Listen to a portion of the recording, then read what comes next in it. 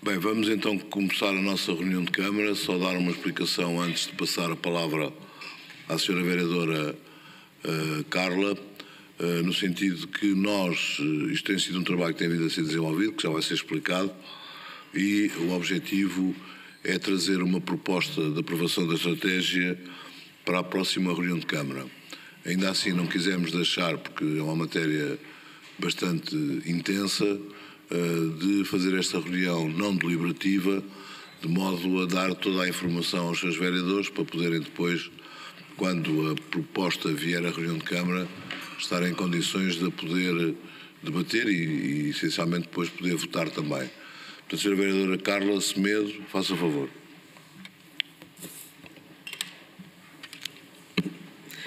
Bom dia, Sr. Presidente, Senhora e Senhores Vereadores, público aqui presente. O município de Cascais tem-se vindo a afirmar como um território inclusivo, moderno, sendo que a definição de uma estratégia para a promoção dos direitos humanos projeta Cascais como um município de referência nacional e internacional nesta matéria. Acresce que este posicionamento reflete uma visão contemporânea de governança local, porque estamos... E ao longo das nossas várias estratégias temos vindo a implementar, centrados na dignidade das pessoas a quem damos resposta. Esta visão permite dar uma resposta estruturada aos desafios locais, porque nos permite identificar as vulnerabilidades que existem aqui no nosso território, quais as desigualdades, e de uma forma a podermos dar uma resposta que seja cirúrgica, com políticas públicas mais integradas. Também é uma forma de facilitar um quadro coerente de orientação para práticas municipais em áreas como seja a igualdade de género, a inclusão social, a participação cívica, a acessibilidade, entre outros. É uma estratégia que vai permitir mapear, consolidar e valorizar essas práticas, conferindo-lhes uma maior visibilidade e um maior impacto. A ideia é termos um instrumento que planeie e priorize aquilo que vai facilitar a nossa monitorização, avaliar e de alguma forma reforçar a transparência e a prestação de contas.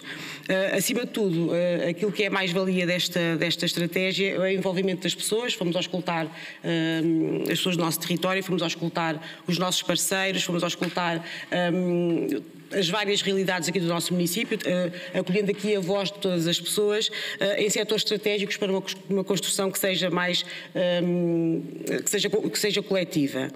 Como é do vosso conhecimento, nós trouxemos uma proposta que foi aprovada no final de setembro, em que apoiámos a Associação de Estudos Estratégicos Internacionais, uma entidade composta por investigadores que tem faz esta avaliação a nível nacional e a nível internacional e aqui assumindo nós um compromisso com as diretivas que existem a nível europeu também.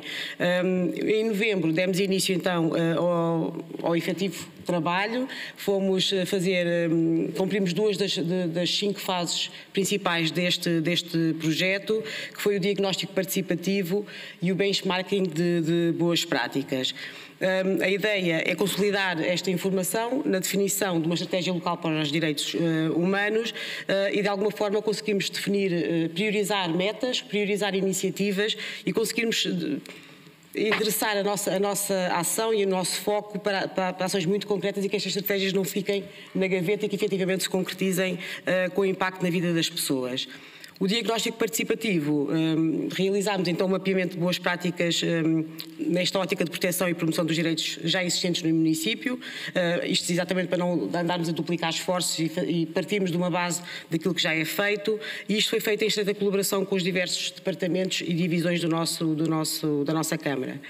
Esse mapeamento permitiu identificar as iniciativas já em curso, os respectivos enquadramentos a nível dos direitos humanos. Já existiam muitas coisas que nós estamos a fazer e que às vezes não temos essa conotação de que estamos a trabalhar para um bem comum, e definimos também quais eram os públicos-alvos envolvidos.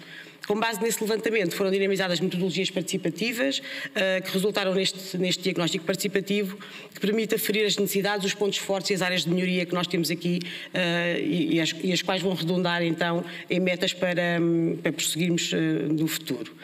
No que toca ao benchmarking de boas práticas, foram consultadas e identificadas boas práticas municipais, nacionais e internacionais, permitindo fazer comparações e recolher referências relevantes e consolidar aprendizagens para um contexto local. De seguida, o que iremos fazer é consolidar estes resultados, o resultado desta auscultação das boas práticas, e será definida então esta estratégia local de direitos humanos com objetivos muito específicos e com a priorização daquilo que vamos fazer de seguida. Hoje, o que vamos fazer é apresentar os resultados deste diagnóstico, que iniciativas o município pode adotar de futuro para consolidar esta sua visão de foco na dignidade e na qualidade de vida das pessoas que residem no nosso município e de alguma forma estarmos a caminhar para áreas que fortalecem a promoção dos direitos humanos. Vamos ter aqui a nossa equipa da Unidade de Promoção dos Direitos das Crianças e a equipa que esteve connosco a trabalhar esta área em concreto, que é esta equipa da NECIS. Pronto, espero que consolidei tudo. Muito bem. Dito isto, bom dia, tem que carregar no botãozinho para... Bom dia, agora sim. Vou só pedir um segundo só para ligar aqui à apresentação e agradeço aqui a vossa paciência por este compasso de espera.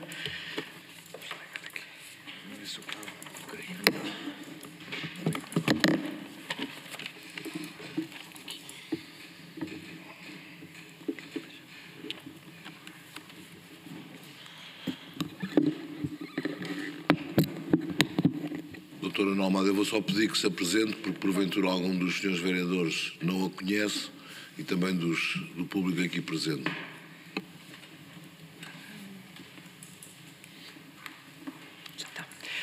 Ora, muito bom dia. Então, Ana Almada, da Unidade de Promoção dos Direitos no Território, Departamento Local de Saúde e Solidariedade Social. Nós temos então aqui, tal como a vereadora Carla Semedo referiu, tivemos a trabalhar na estratégia local para os direitos humanos nos últimos meses e, neste momento, o objetivo é apresentar a temática, os principais resultados do diagnóstico e os principais eixos da estratégia. Connosco aqui quem fez este trabalho foi o NECIS, que é uma rede de estudos estratégicos internacionais especializada também nesta área dos direitos humanos. Só para enquadrar, este documento, no fundo, vai representar não aqui apenas um plano de ação para os direitos humanos, mas também aqui, no fundo, o que se procura é também, como a vereadora também falou, uma mudança de paradigma na forma como o município se posiciona perante os desafios de dignidade, da equidade e da justiça social.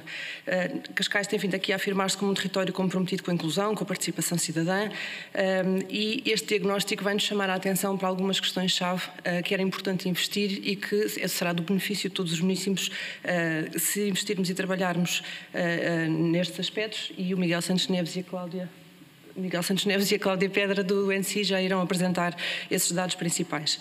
A estratégia propõe-se então a ser aqui uma ferramenta, um instrumento de mudança, de transformação institucional e cultural, coloca aqui os direitos humanos como estruturante de todas as políticas municipais.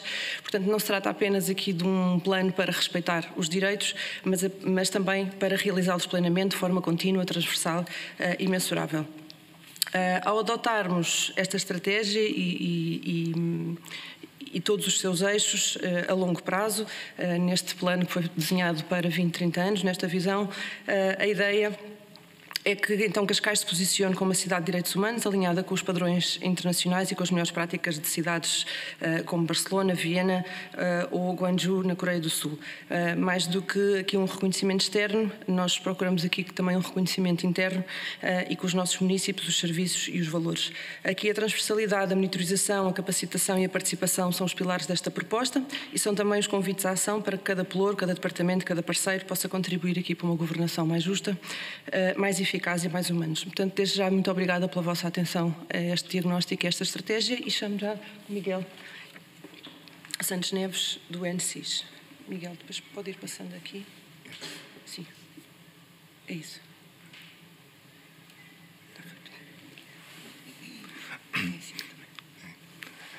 Muito bom dia a todos, cumprimento ao Executivo. E, de facto, o meu nome é Miguel Santos Neves e sou membro da equipa do Network of Strategic International Studies, que, digamos, empreendeu esta este projeto, não é, co-projeto com a Câmara de Cascais, para pensarmos numa estratégia que é uma estratégia de longo prazo, não é? Este tipo de mudanças sistémicas não são instantâneas, mas todos os passos, no fundo, devem estar orientados numa determinada direção e, portanto, esta ideia de estratégia que inclui os objetivos, os meios e as formas de ação, não é? Os 3 elementos estruturais da estratégia, estão efetivamente coordenados.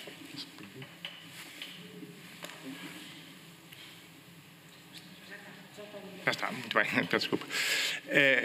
Isto é uma breve nota sobre este diagnóstico participativo, o primeiro elemento, não é? Que serviu de base à definição da estratégia. Portanto, a estratégia não foi feita em abstrato, nem de uma forma, digamos, teórica, mas foi baseada na realidade e na análise que foi feita dessa realidade.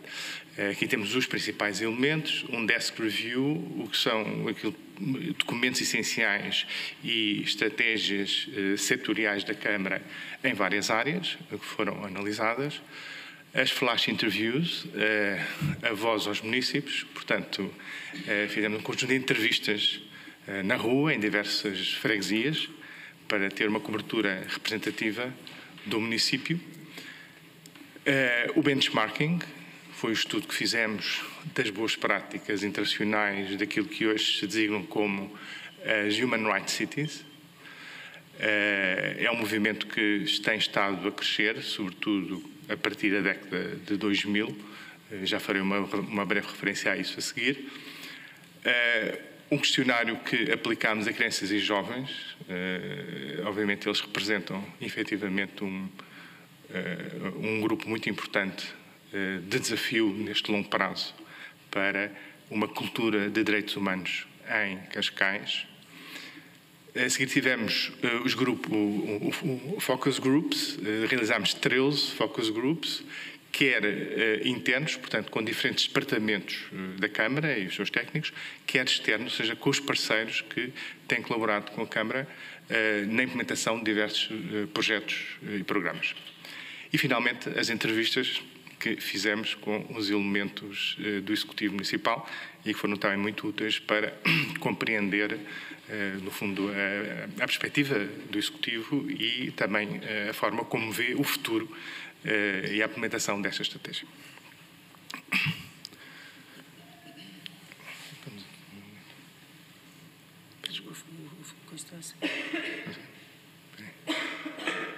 Não. Não é este que eu enviei ontem. E não está aí? Não. Peço desculpa, há aqui um... Estava antes. Miguel, está a andar para a frente e para trás. Já.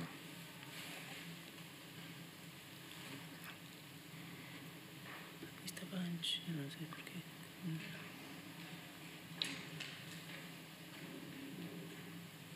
Muito bem. Estava posicionado antes.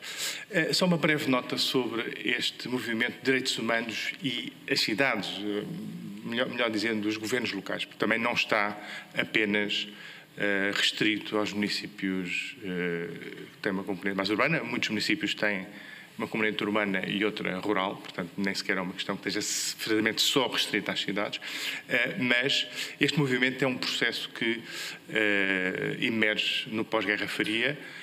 Os direitos humanos e a perspectiva sobre direitos humanos têm um novo relançamento com a Conferência Mundial de Direitos Humanos em Viena, em 93, que vem, efetivamente, reafirmar um conjunto de princípios que, de alguma forma, tinham sido distorcidos durante a Guerra Fria, nomeadamente o princípio da unidade e da interdependência. Como sabem, durante a Guerra Fria, as duas superpotências tinham visões antagónicas sobre os direitos humanos e, portanto, isso bloqueou a implementação da estratégia internacional e, portanto, há aqui, sobretudo, o princípio da unidade, não é, dos direitos humanos que passou a ser central. Esta dinâmica criada pela Conferência de Viena traduziu-se, no primeiro caso, de uma cidade, a cidade do Rosário, na Argentina, que fez a sua declaração como cidade de direitos humanos. Portanto, em 97, este é o ponto de partida, é o primeiro exemplo internacional deste processo, e a partir daí um conjunto de cidades seguiram esta linha. Saliento só 3, pela importância que tiveram em termos regionais. No caso de Washington, 2008, é a primeira cidade nos Estados Unidos que faz essa declaração como cidade de direitos humanos. A cidade de Gwangju, na Coreia do Sul, que tem uma longa tradição política, não é? Nomeadamente de resistência à ditadura militar sul-coreana, e que em 2010, efetivamente, se tornou na primeira cidade na Ásia que se declarou como cidade de direitos humanos. Portanto, inicia um processo, agora no contexto asiático, nesta dimensão. E na Europa, Barcelona, em 98, num contexto que, digamos, explicarei, e que, efetivamente, deverá ser uma das primeiras, efetivamente, a ter seguido este processo. Este modelo tem sido difundido através de redes internacionais, várias, estão aqui referidas as 3 principais, chamado People Movement for Human Rights Learning, também o World Human Rights Cities Forum, que é sobretudo associado à iniciativa da cidade de Gwangju, e chamados United Cities and Local Governments, criado em 98, que tem um foco europeu, não é? Está centrado sobretudo na Europa e sobretudo também na União Europeia, que definiu esta Global Charter Agenda for Human Rights in the City. Os fatores determinantes que de facto estão por trás deste novo movimento de que a questão dos direitos humanos não é uma questão exclusiva dos governos nacionais, não é uma questão que possa ser eficazmente implementada numa lógica demasiado centralista, tem, em primeiro lugar, a ver com a dinâmica de direitos humanos pós-Guerra Fria e a Conferência de Viena. Essa é evidente que há uma mudança e há um desanuviamento que permitiu também inovar nesta matéria. Mas outro elemento muito importante é que houve um processo de descentralização crescente a partir da década de 90 em termos internacionais. Muitos Estados se regionalizaram ou transferiram de forma significativa competências para os seus governos locais e, portanto, isso implica que muitas das matérias que tinham a ver com os direitos humanos passaram a estar na esfera de competência dos governos locais e, portanto, não era possível mais ignorar o seu papel e o seu contributo relevante nesse domínio. A paradiplomacia é também uma outra tendência que se afirmou no pós-Guerra Fria e que tem a ver com a participação internacional de governos locais. Deixou de ser um elemento exclusivo das diplomacias nacionais e, portanto, hoje este processo de paradiplomacia refletiu-se também na proatividade dos governos locais em termos da promoção de direitos humanos e da participação em redes internacionais e interação com Estados também nesta matéria. E do ponto de vista do sistema internacional, ele próprio, e particularmente o sistema das Nações Unidas, tem vindo a estimular e interagir cada vez mais com governos locais, deixando, portanto, uma visão, que é a visão tradicional, de interação quase exclusiva com os governos nacionais.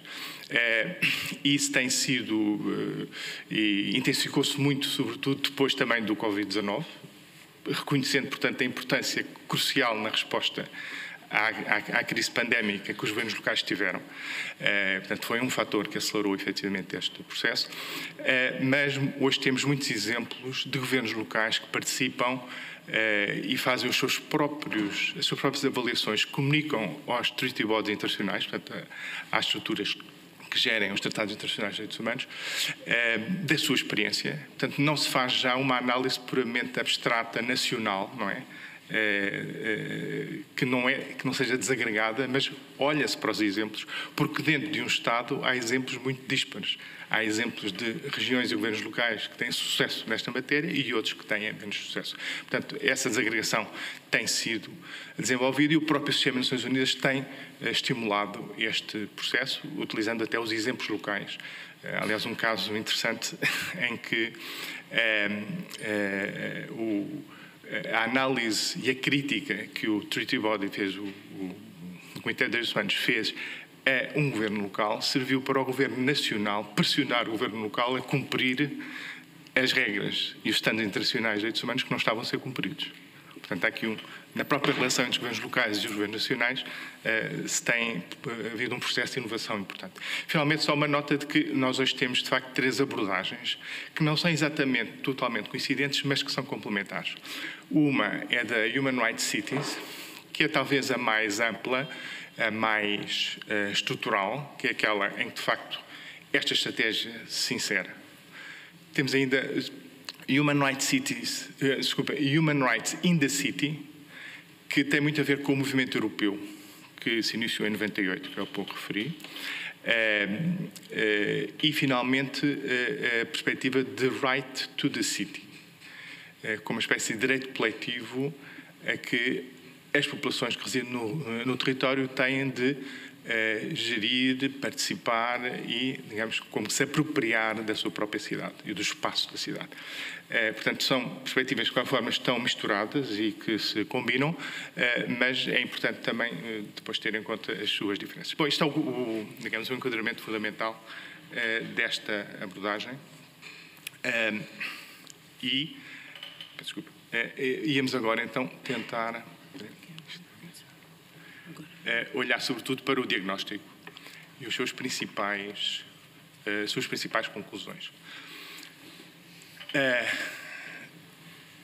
O diagnóstico que depois está, digamos, de alguma forma sintetizado numa análise SWOT, em que quer os pontos positivos, quer os negativos são salientados, mostram-nos, em primeiro lugar, que há, em geral, uma valorização dos direitos humanos, um reconhecimento da sua importância. Obviamente é uma matriz, digamos, do quadro da democracia portuguesa. Por vezes esquecemos que um dos pilares essenciais da Constituição portuguesa é exatamente os direitos humanos e a dignidade humana.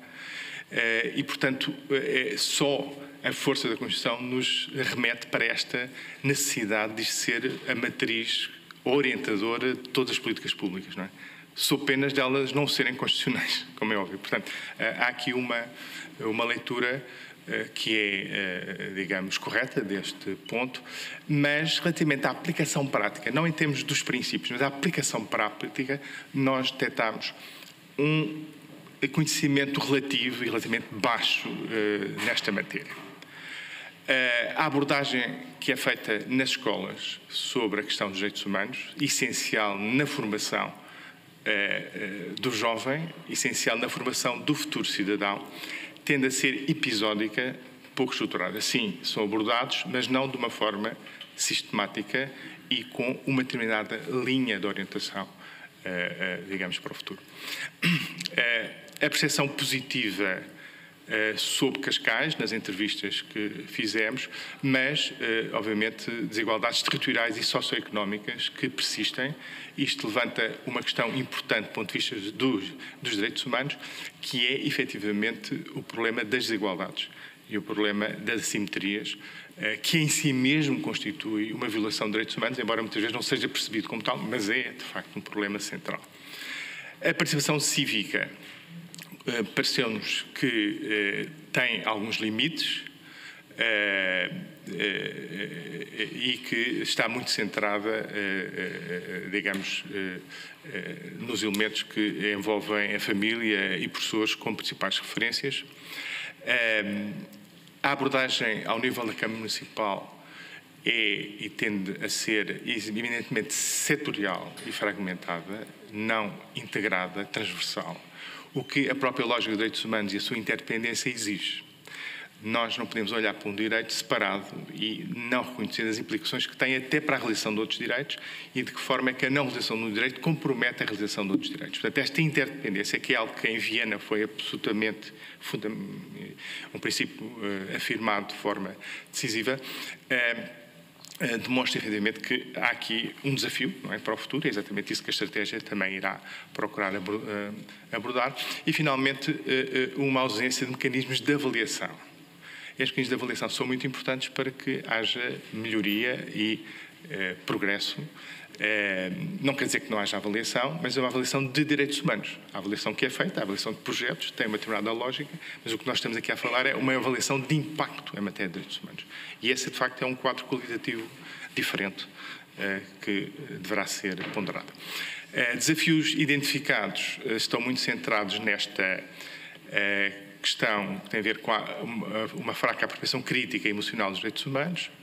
A escuta institucional existe, mas é percebida como parcial em alguns aspectos, portanto, não ocorre da mesma forma em todas as áreas e, por vezes, é vista por parte dos participantes, por parte dos cidadãos, como podendo ter um aspecto simbólico. As iniciativas dispersas e pouca articulação estratégica, daí a necessidade da estratégia, efetivamente, para que as várias iniciativas sejam pensadas e não tenhamos uma proliferação de projetos que, por vezes, não estão suficientemente coordenados entre si e, portanto, a sua articulação em programas é essencial para que haja, efetivamente, esse impacto maximizado sobre os direitos humanos e que haja também uma maior eficiência na utilização dos recursos da própria grama. Também nos pareceu que as populações vulneráveis estão menos incluídas, quer na escuta, quer muitas vezes no pensamento a longo prazo sobre as suas situações específicas e que existem respostas também pensadas e adequadas para. Várias recomendações estratégicas daqui resultam e, portanto, como base para a elaboração da estratégia, eu salientaria estas, que nos parecem decisivas: a criação de um Departamento Municipal de Direitos Humanos e um Conselho Consultivo Plural.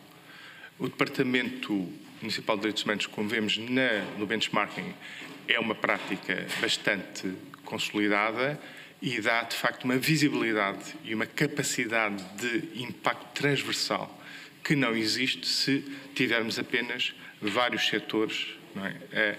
Procurar integrar esta estratégia de direitos humanos. A necessidade também de implementação de um sistema de monitorização, avaliação e aprendizagem com avaliador externo.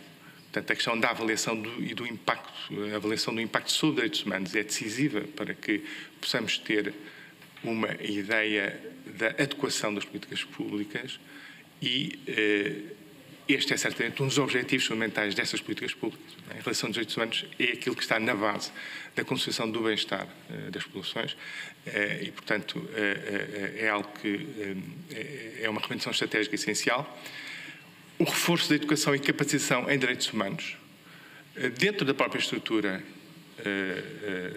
da Câmara, mas, sobretudo, na comunidade, nas escolas, portanto, na comunidade em geral. A questão da integração de Cascais em redes internacionais de cidades de direitos humanos parece fundamental. Cascais já tem uma experiência bastante significativa de participação internacional, mas esta é uma área específica e é aqui que a questão das boas práticas pode ser mais aprofundada, não só em termos de apropriação e adaptação à realidade local de boas práticas de outros, mas também de Cascais vir também a ser, digamos, a fonte de inspiração para algumas das boas práticas internacionais.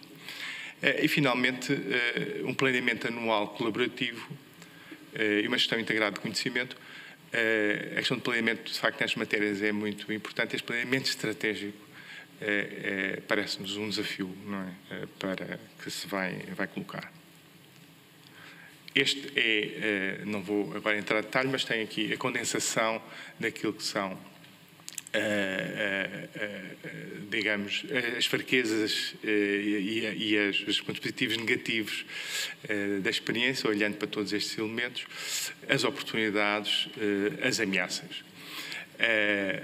E, sobretudo, como há pouco referi, e se quisermos centrar-nos agora um bocadinho na questão das fraquezas, há aspectos positivos que aqui, digamos, salientamos, como, por exemplo, a existência já de boas práticas locais, projetos inovadores e com resultados importantes em termos de impacto na comunidade, mas a necessidade de que essas boas práticas possam ser generalizadas a outras áreas da Câmara. Elas muitas vezes são acantonadas em certas áreas e não são generalizadas. Portanto, há um processo também de aprendizagem interno as boas práticas não são só externas, mas também as internas podem ser generalizadas. Mas em relação, de facto, às fraquezas, parece-nos que a questão da fragmentação institucional e a ausência de transversalidade é um dos aspectos, de facto, críticos, assim como em termos de participação, um reforço da igualdade na participação. Nós sabemos que existem mecanismos de escuta e decisão, mas que nem todos têm, por razões óbvias, nem todos os cidadãos têm a mesma capacidade de participar e de fazer ouvir a sua voz. E isso temos de estar atentos a essa questão e dar exatamente um mecanismo. E na estratégia essa é uma das questões, de facto, abordadas. Este foi a base, portanto, do diagnóstico participativo. Segundo passo fundamental, então, o que fazer? Para o primeiro ponto, salientar que a estratégia municipal tem vantagens muito significativas para o município. Parece. A primeira delas é, obviamente, a promoção da melhoria das relações com os municípios. Isto não tem nada a ver com o Estado, mas eles são indutores, não é, de uma transformação qualitativa dessa realidade, em termos de maior proximidade, até aquilo que são os tempos e os recursos dedicados pela Câmara a tratamento de queixas e de conflitualidade que absorvem recursos e tempo que podia ser dedicado, digamos, a outras coisas. Todas as experiências de cidades de direitos humanos têm indicadores da redução deste nível de conflitualidade com a comunidade, a propósito de pessoas que têm queixas, que acham que os seus direitos não estão a ser totalmente observados. A segunda grande vantagem é uma maior coordenação dentro da própria Câmara, na medida em que se cria uma linguagem comum, parâmetros comuns, e isso facilita muito as relações de cooperação e complementaridade. As políticas públicas tendem e podem ser olhadas de uma forma mais holística, o que reforça a sua efetividade e a sua qualidade. Há também uma vantagem clara numa maior eficiência na utilização de recursos financeiros e humanos na Câmara, toda esta transversalidade,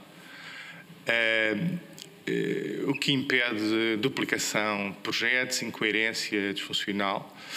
Hoje, na própria despesa pública, nós sabemos que as entidades públicas estão vinculadas ao chamado princípio dos 3 Es da despesa pública. O impacto da despesa pública é essencial para, em termos de critério de legalidade, aqui talvez com um quarto elemento que Cascais pode induzir, que é o quarto E da equidade, porque esse não faz parte dos 3 Es em vigor, acho que erradamente, mas o E da equidade é muito importante e essa questão é essencial também aqui naquilo que são, numa perspectiva mais de finanças públicas, a gestão dos recursos da Câmara Municipal.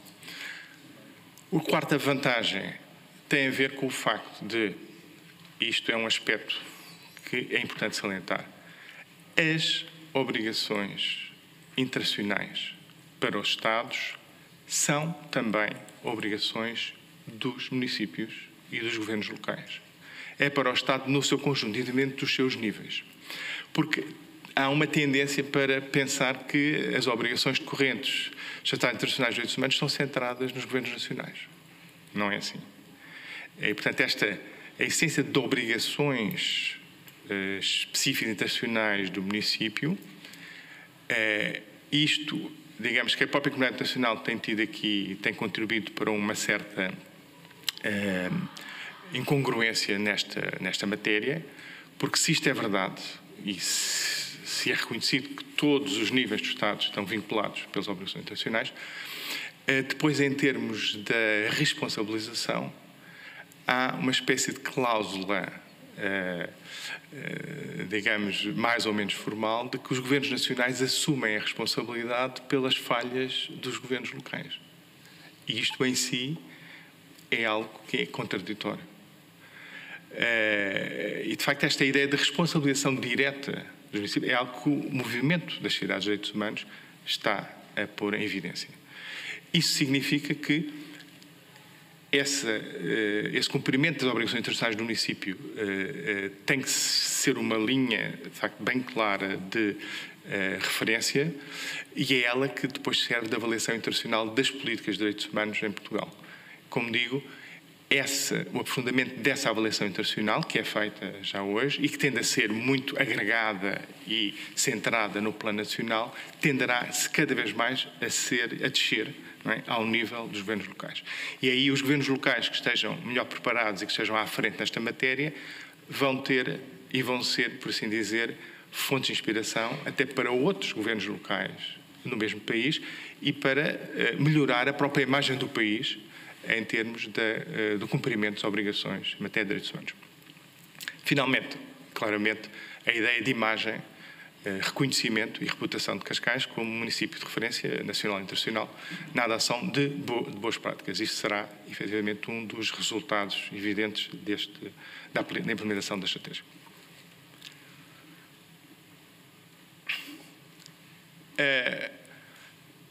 Antes de passar a palavra à minha colega, salientar que, como foi há pouco, a estratégia e aqui estamos a falar, de facto, da grande estratégia, estamos a falar, de facto, de uma estratégia para 20, 30 anos, não é? De longo prazo, mas que tem que ser, efetivamente, depois desagregada em diferentes fases de implementação. A visão que aqui se coloca é, obviamente, perante este movimento nacional, consolidar Cascais como uma cidade de direitos humanos, não é? Onde todas as pessoas, sem exceção, vivem com dignidade, segurança, participação e equidade. Esta é, portanto, a visão. É onde se pretende chegar, digamos, no fim deste caminho, que vai ser um caminho exigente, não é? E não isento de dificuldades. Há objetivos estruturais de longo prazo e objetivos operacionais de médio prazo. Nós também aqui salientamos. A mudança institucional e de cultura organizacional é algo importante. No sistema de Cascais, não é apenas dentro das entidades públicas, privadas e terceiro setor. Porque são todas este conjunto, numa lógica de parceria, que opera no território de Cascais. E o problema da mudança institucional e o desafio que se coloca é exatamente para todos estes setores. E isso é alinhado com o paradigma de direitos humanos. Também aumentar os níveis de realização e proteção de direitos humanos em Cascais. A questão e as obrigações do Estado, também do município, em matéria de direitos humanos, não é apenas respeitar os direitos humanos, ou seja, não os violar, garantir que nas suas políticas, nos seus regulamentos, nas suas decisões concretas, digamos, respeita os estándares internacionais de direitos humanos, mas é também o de os realizar.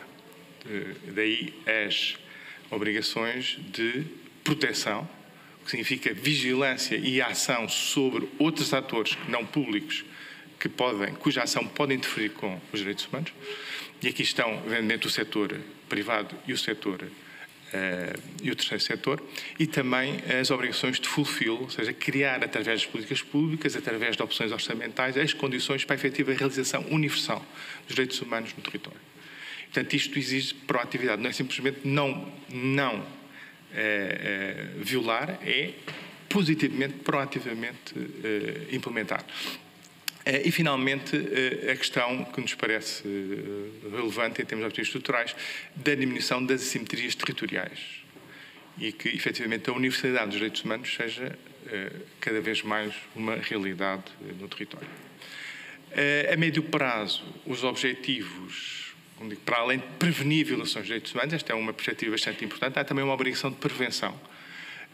Isso significa, por exemplo, quando se pensa nas políticas públicas e quando se está a desenhar as políticas públicas, se possa antecipar desde logo eventuais impactos negativos em matéria de direitos humanos. Para quê? Para que sejam adotadas as medidas corretivas, como se faz com os estudos de impacto ambiental, para impedir a concretização desses efeitos negativos, ou a sua minimização, no máximo. Esta é uma, digamos, dimensão que seria uma inovação nas políticas públicas, certamente, em termos de governos locais e até, diria, em termos de governança no país. o reforço das parcerias e das redes multi-actor, obviamente, e a adaptação de instrumentos jurídicos e não jurídicos aos estándares de direitos humanos. E esta questão tem muito a ver com também a dimensão daquilo que são as vítimas de violações de direitos humanos.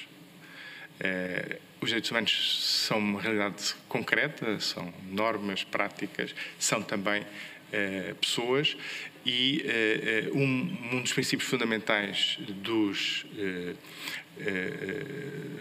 sociedades de direitos humanos é garantir a reparação das vítimas de violação de direitos humanos.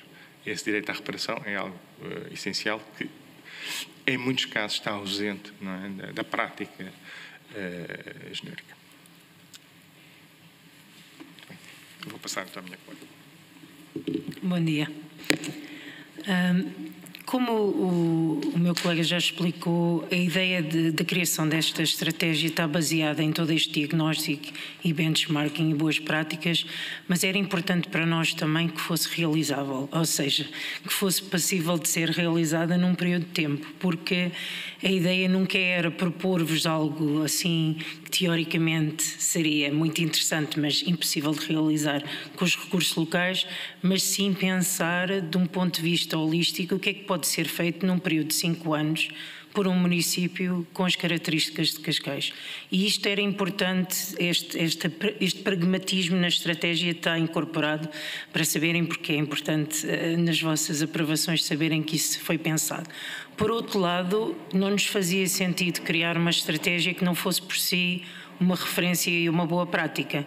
Isso quer dizer que todo o diagnóstico participativo e todo o trabalho que fizemos de recolha de boas práticas nacionais e internacionais foram feitos de uma forma estruturada para que conseguissem realmente fazer uma estratégia que tivesse resultados e impactos positivos no curto, médio e longo prazo. Isto era importante e, inclusive, foi feita também uma teoria da mudança no âmbito desta estratégia, que faz parte do documento de diagnóstico, e foi visto o que é que poderíamos fazer em termos de impacto sistémico, o que é que se pode fazer de contributos durante esta estratégia ao longo dos 5 anos para mudanças sistémicas que acontecem há 20, 30 anos.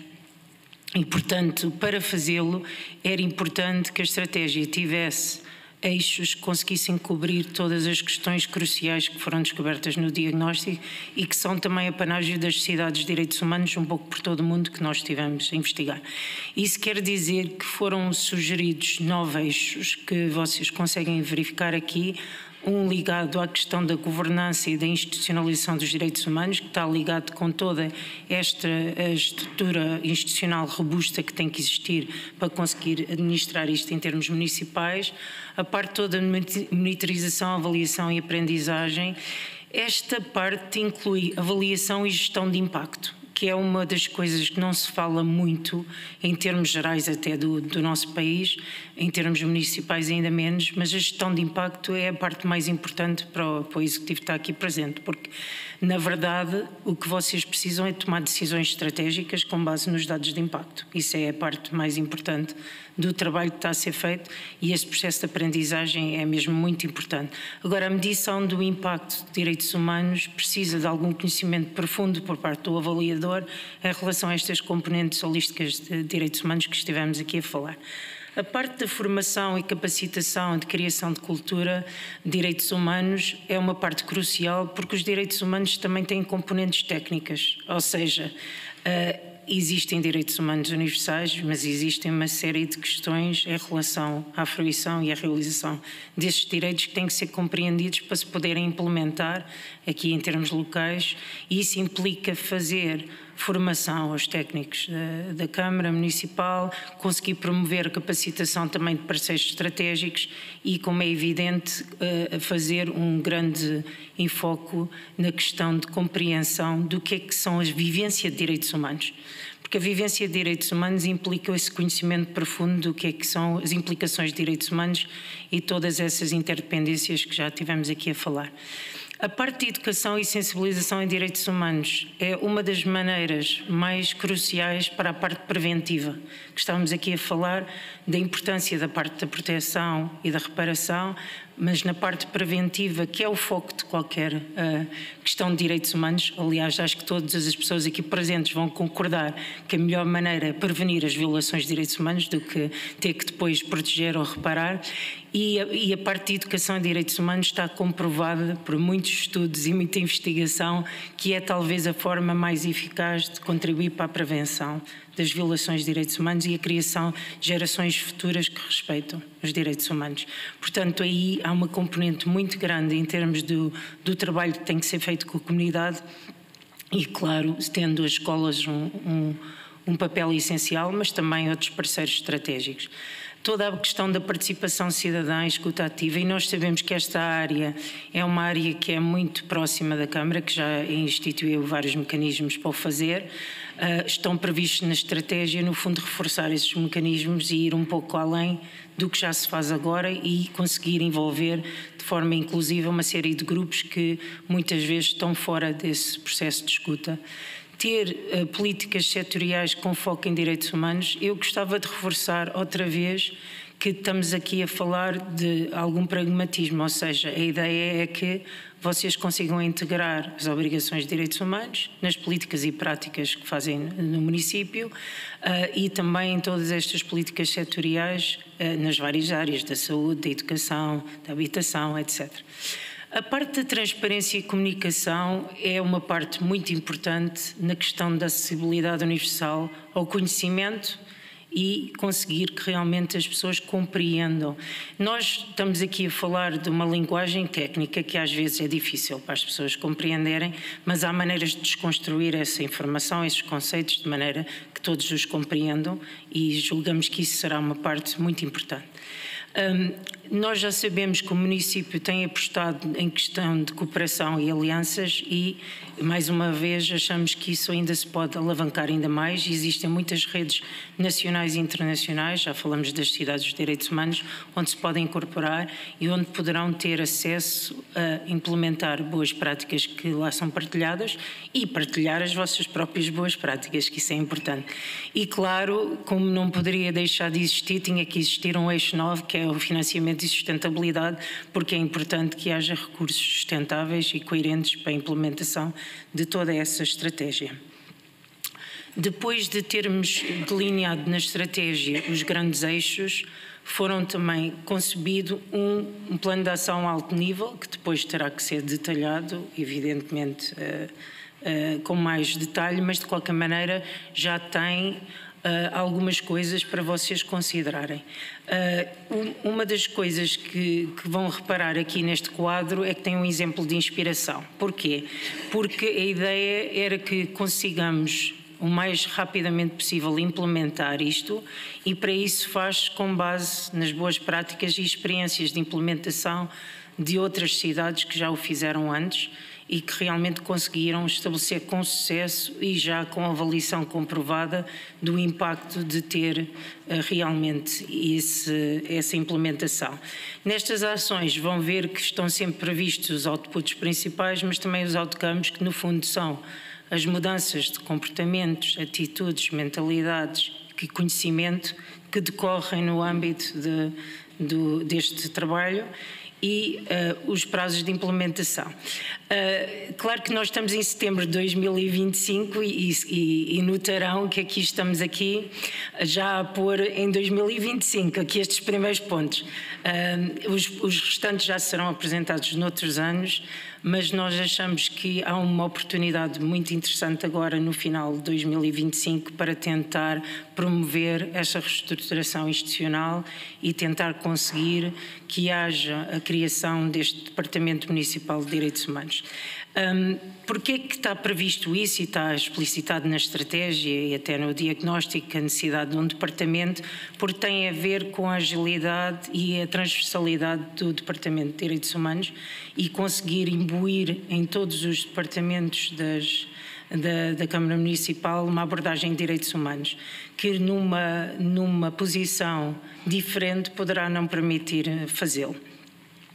Os pontos focais são também muito importantes porque os pontos focais traduzem para os departamentos o que é o trabalho em termos de direitos humanos do seu departamento, ou seja, é importante que cada departamento consiga articular as questões de direitos humanos e consigam fazer esta abordagem interdepartamental. Nós achamos que será relativamente fácil aos diretores verificar quem são estas pessoas. Existem sempre pessoas especialmente empenhadas, interessadas e até com conhecimento e capacidade para poder fazer esse trabalho. A questão do Conselho Consultivo, que há bocado o Miguel já falou um pouco, que é importante ter uma participação plural, ou seja, ter realmente pessoas que são peritos de direitos humanos, pessoas que interagem em termos de sociedade civil, da academia e que consigam aconselhar a Câmara Municipal em relação às questões mais prementes de direitos humanos e as evoluções que elas vão tendo. Como sabemos, está em constante evolução a questão do estado de direitos humanos no mundo. Depois, a ideia é realmente também trabalhar todas as questões de regulamentos municipais, normas, etc., que possam estar incompatíveis com as questões de direitos humanos e que possam fazer essa alteração normativa. E depois existe uma boa prática muito interessante implementada em Bilbao e Viena, que é a Carta Municipal dos Direitos Humanos, que é uma carta que tem os compromissos políticos e pedagógicos em termos de direitos humanos que também são interessantes. Isto em relação ao primeiro eixo. Em relação ao segundo eixo, é mesmo importante criar um sistema geral de MEL, portanto, esse sistema de monitorização, avaliação e aprendizagem, porque isso é que vai permitir operacionalizar o sistema e conseguir fazer depois uma análise dos dados desagregados. E isso é que vos dá a tal informação essencial que depois virá nos relatórios bienais de avaliação externa, que vos permite criar as tais decisões estratégicas em relação a isso, que depois, evidentemente, será muito mais fácil incorporar nas ferramentas de planeamento e orçamento, porque vocês têm a informação dos dados de impacto que vos permite tirar essas conclusões. No eixo de formação, capacitação e cultura organizacional está a formação regular. Aliás, no âmbito deste trabalho feito connosco já está prevista uma primeira formação e a ideia é que haja uma formação regular e que se crie até um programa de formadores internos. No fundo, que estas primeiras formações no âmbito deste processo permitam criar competências internas para que essas pessoas possam fazer também formação de formadores e possam, à medida que haja mudança dos funcionários, poder ter sempre essa formação atualizada. Depois, existe também formação específica por setor que poderá ser ministrada, que poderão ajudar realmente todas as pessoas que trabalham nas áreas setoriais correspondentes a poder implementar as questões de direitos humanos. Em termos da educação e sensibilização, que falamos há bocado, a ideia da educação para os direitos humanos estar incluída nos currículos escolares, e isto seria através de parcerias com os agrupamentos escolares. Nós sabemos que já existem muitos pequenos projetos, pequenos e grandes, implementados nas escolas do município, mas a questão tem a ver com o contributo para o impacto, ou seja, se eu não analisar quais são os contributos que esses projetos estão a ter, eu não consigo perceber quais são os projetos que deviam ser programas estruturantes e como é que nós podemos criar um tema comum que possa ser trabalhado em termos municipais em todos os agrupamentos escolares. E é evidente que também é importante fazer campanhas públicas anuais sobre direitos humanos. Esta questão das campanhas, que também já estudamos bastante, muitas vezes são feitas campanhas que as pessoas não associam a si próprias. Quando eu faço uma campanha generalista a dizer os direitos humanos são estes, as pessoas podem nem sempre considerar que aquela campanha é dirigida a ela. É por isso que é importante haver adaptações locais das campanhas para que as pessoas consigam perceber que se dirigem a si e que têm relevância e interesse para a pessoa que mora neste município.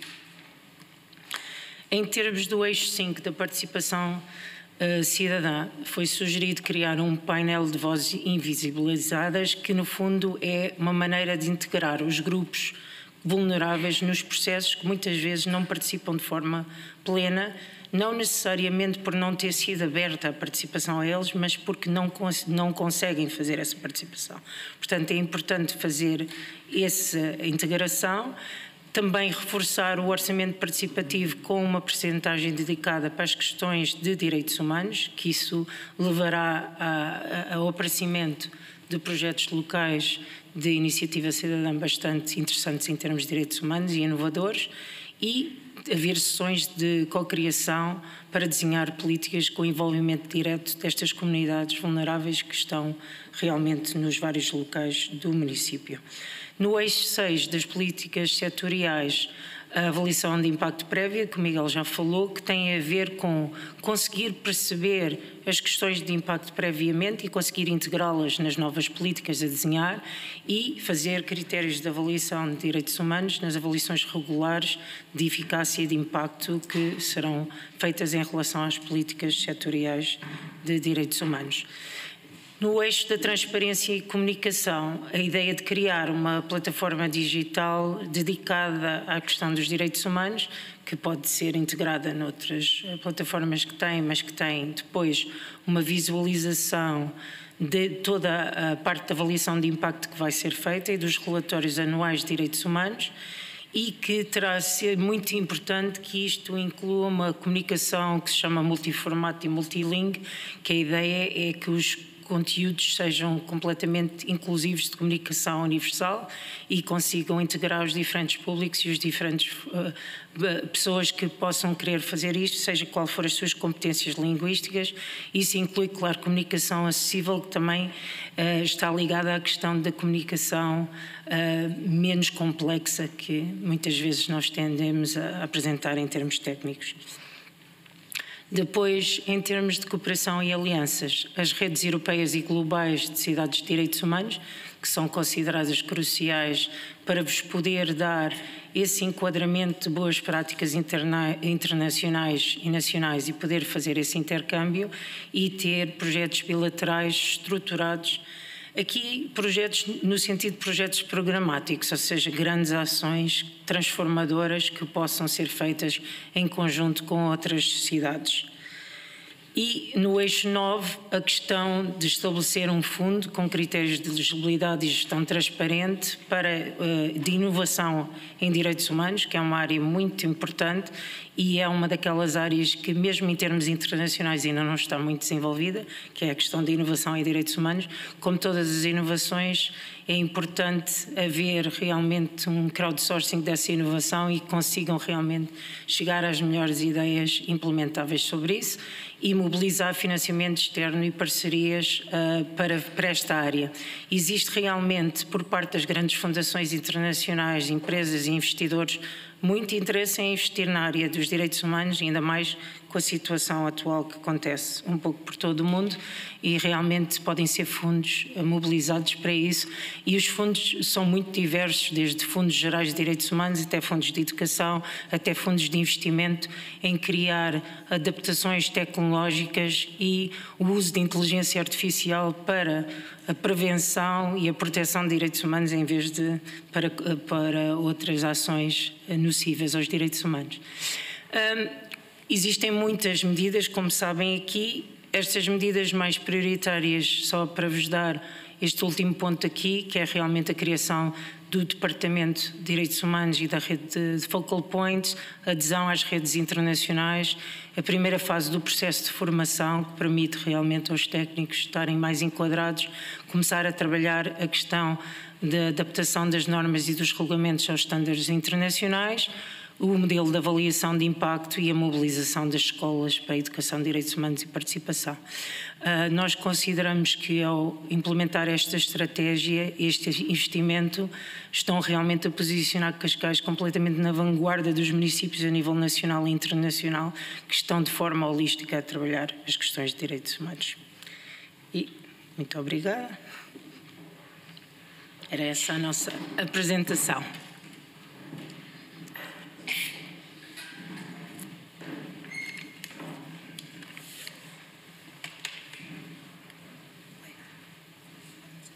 Muito obrigado pela apresentação e eu iria agora abrir um período de debate, se os senhores vereadores e vereadoras assim o entenderem.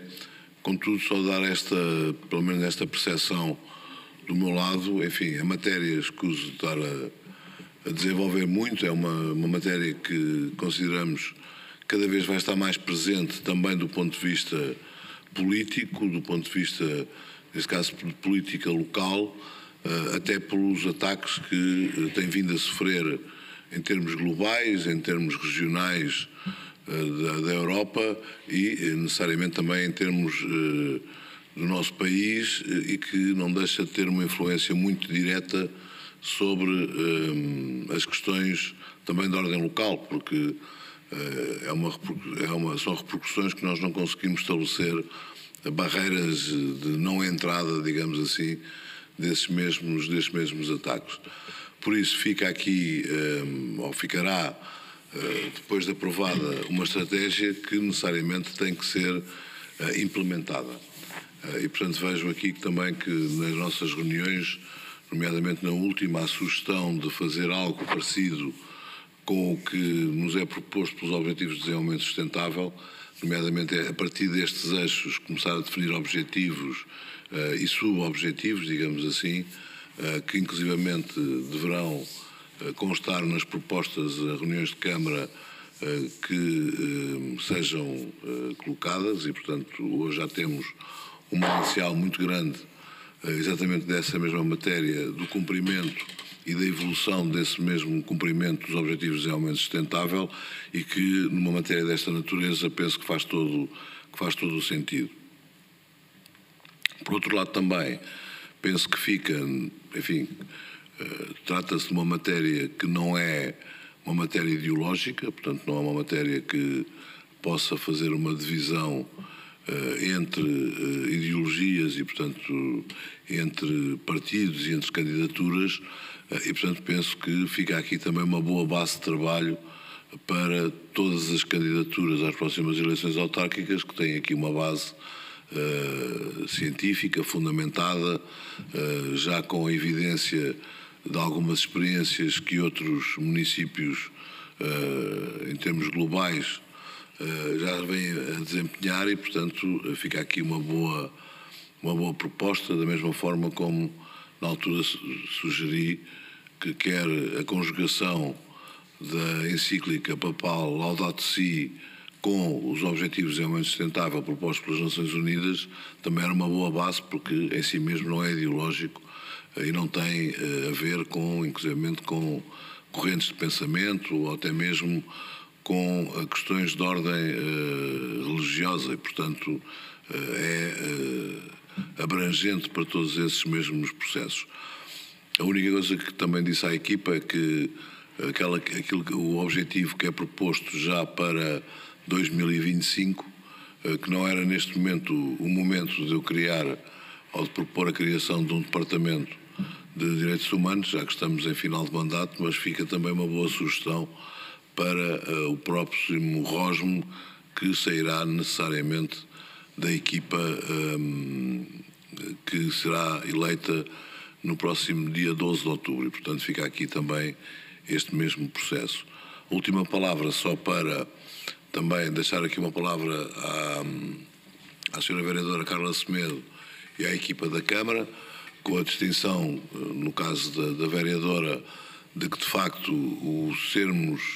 termos o privilégio de desempenhar estes cargos políticos que supostamente têm impacto mais alargado em toda uma comunidade, a Sra. Vereadora deixa aqui, ou pelo menos enquanto liderança de todo este processo, deixa aqui de facto uma boa ferramenta que, acredito eu, espero que acreditemos nós, que venha a ter um forte impacto também para o futuro de Cascais. E por isso parabéns também à Sra. Vereadora e parabéns à equipa que tem vindo a acompanhar todo este processo, porque nesta questão o poder executivo,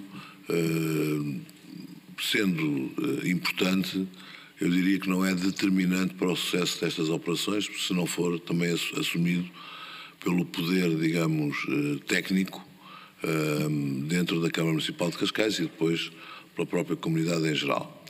Dito isto, não sei se alguma senhora vereadora ou algum senhor vereador quer fazer algum comentário, alguma sugestão? Sr. Vereador João Rodrigues dos Santos, faça favor. Só umas breves palavras, também para me juntar ao Sr. Presidente nas felicitações à Sra. Vereadora e à equipa que desenvolveu este projeto, incluindo o consultor externo, foi entrevistado.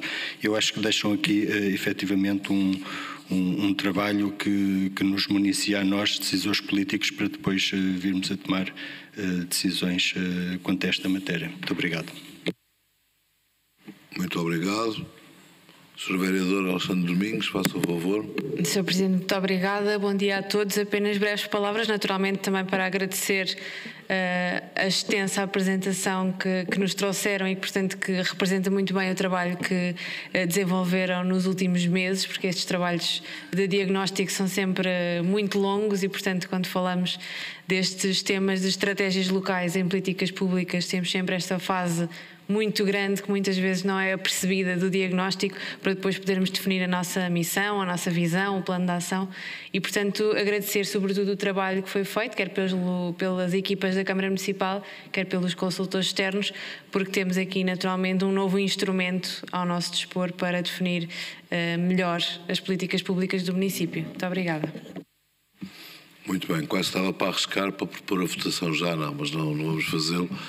Não foi essa a metodologia que entendemos que era mais correto e até mais eficaz, se assim quiserem, fazermos hoje esta reunião não deliberativa para depois então numa próxima reunião de Câmara, que será a próxima, isto já estou a dar indicações, quer à Sra. Vereadora, quer também à própria equipa, de que será então vindo uma proposta que, por aquilo que ouço, certamente irá ter uma resposta por unanimidade na sua aprovação. Resta-me só agradecer a todos, muito especialmente à equipa de consultores que tem estado a trabalhar connosco, que penso que vai também continuar a trabalhar connosco, e aos seus vereadores e a todos os colegas e público aqui presente por estas duas reuniões de Câmara, uma deliberativa e outra não deliberativa. Muito obrigado e um resto de um bom dia.